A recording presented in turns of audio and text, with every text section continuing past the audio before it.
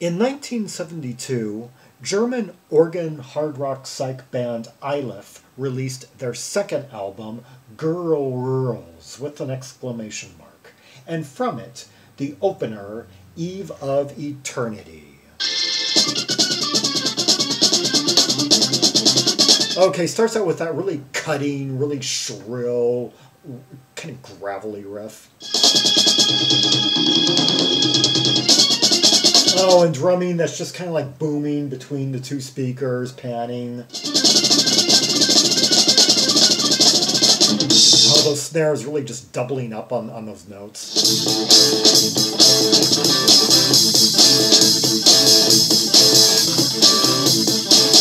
Really thick groove out in A.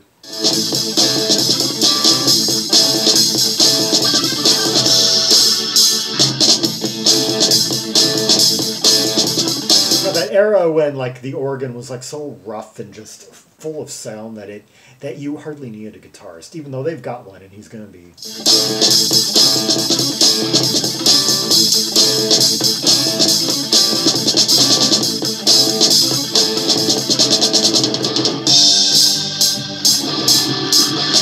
Oh, the way it just like opens up like that, like an envelope, like that.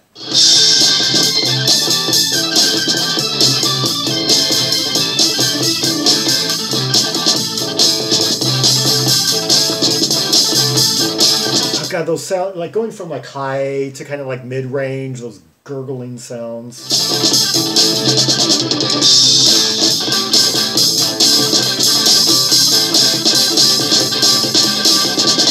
Okay, so far I think it's the two stars. The star is definitely the organ and the drummer giving him a run for his money. Yeah, a serviceable bass filling out the sonic space and anchoring us to the key of A.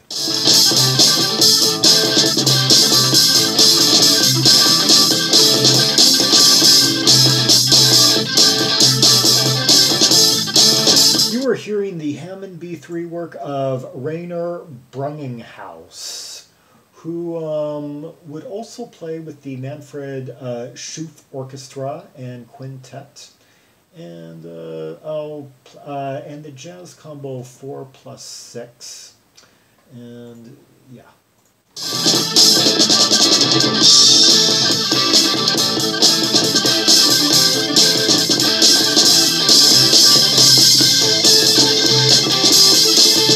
Okay, right after this, right after the two Eiliff albums, he played on Eberhard Weber's "The Colors of Chloe." Yeah, I did that track, the title track from that a couple of months ago on here, and apparently someone told me that my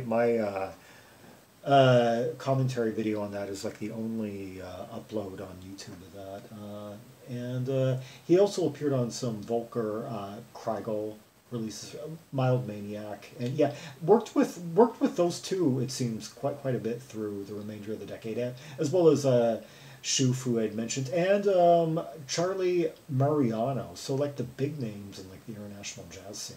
Yeah.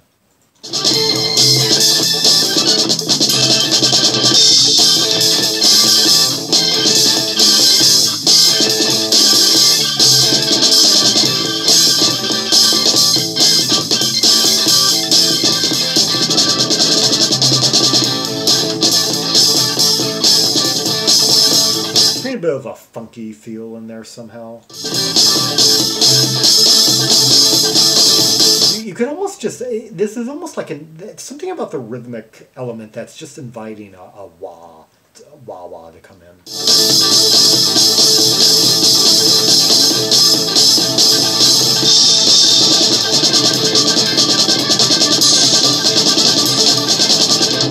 And those drum fills are by Detlef Landmann, who I guess unfortunately only the two Eiliff albums and then the later recordings, Bremen '72, some like later archival releases are his only credits according to Discogs.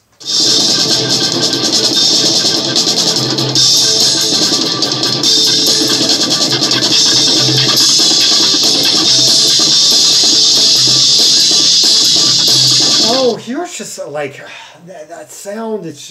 It came from, it went from here to here, and it's getting more grubby and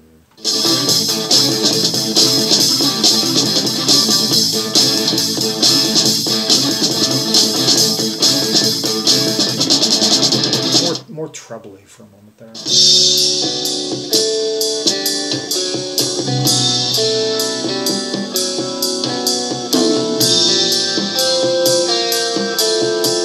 Okay, now the organ is being a little bit more subdued, just playing some sustained passages in the background, because now finally the entrance on this track of guitarist Houschäng at Nejadepour.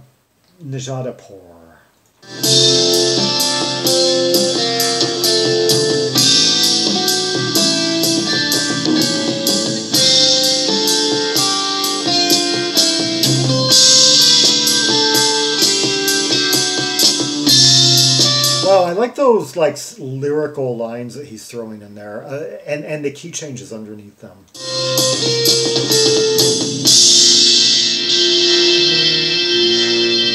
Oh, I love that landing key. Yeah, that was a B flat. Yeah, and the note he landed on. No, like.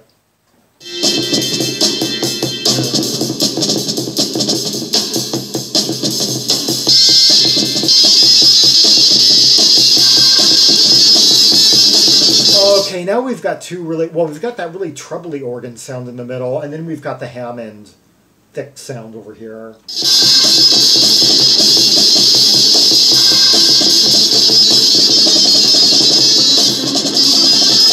It's strange, we finally have a guitar enter for a moment there, and then now we cut to this scene, which seems to have like two organs, one of them kind of taking the place of a guitar in a way, playing this real fuzzy, buzzy tone.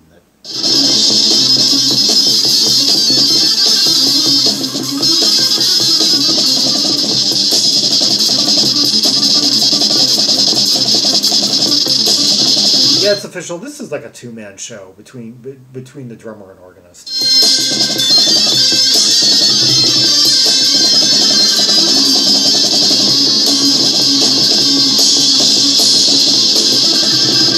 Unless that is a guitar, but it doesn't. I don't know.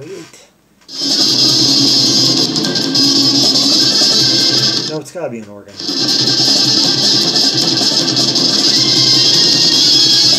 Oh god, the way they're just pulverizing one another.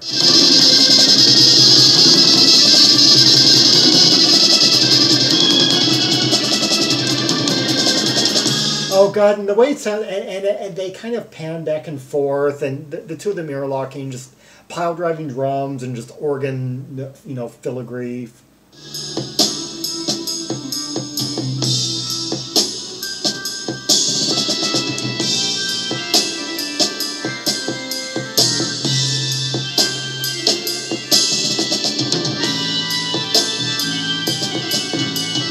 So a song that has both like that alternates between really powerful, fast, brisk, like dense passages and these quieter, more open, like cadence, sustained type moments that you need to balance things out.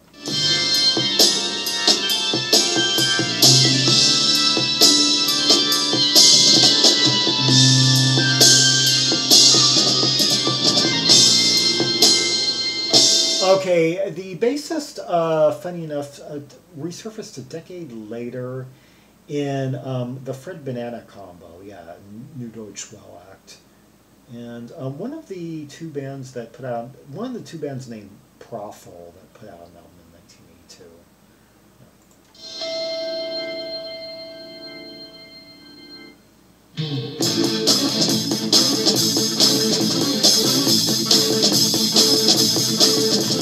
Okay, recapitulation of what we heard earlier. The guitarist, I don't know if we're going to hear him again. Houschäng, he, I guess, was one of the founding members of Kraftwerk, although it doesn't seem like he's credited on anything according to Skogs.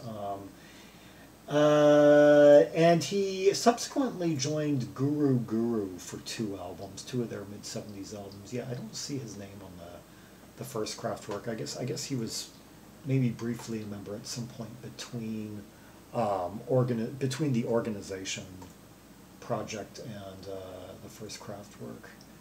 Yeah, I don't see his name on either of those first two.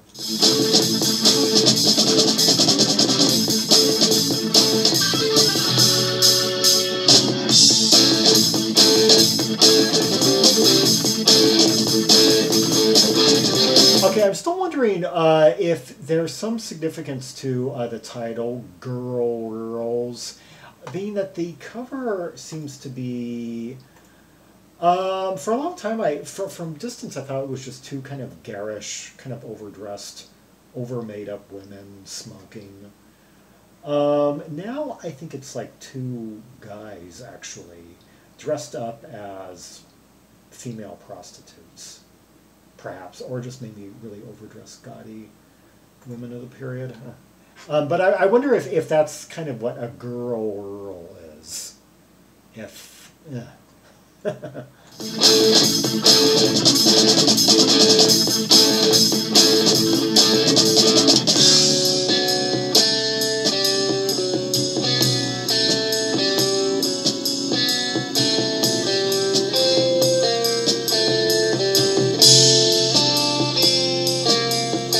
You know, I gotta say, we've had so much busyness, so much density, so much intensity from this track.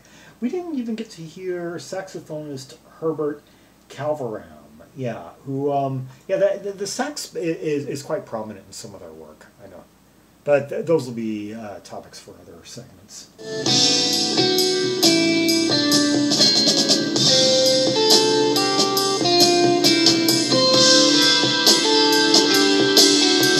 This passage here sort of sounds like a precursor to some of those moments on the Finch albums from the mid-70s. Yeah. And there are other more about that sax. There are moments where this band kind of sounds like Van der Graaf Generator and some of their more intense instrumental passages.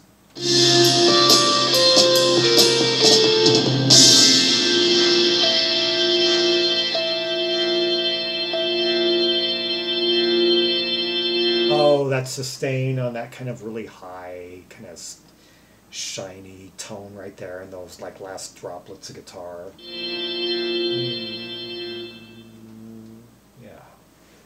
Yeah, that was Eiliff with Eve of Eternity from their 1972 Phillips release, Girlrls. Yes, their second of two albums.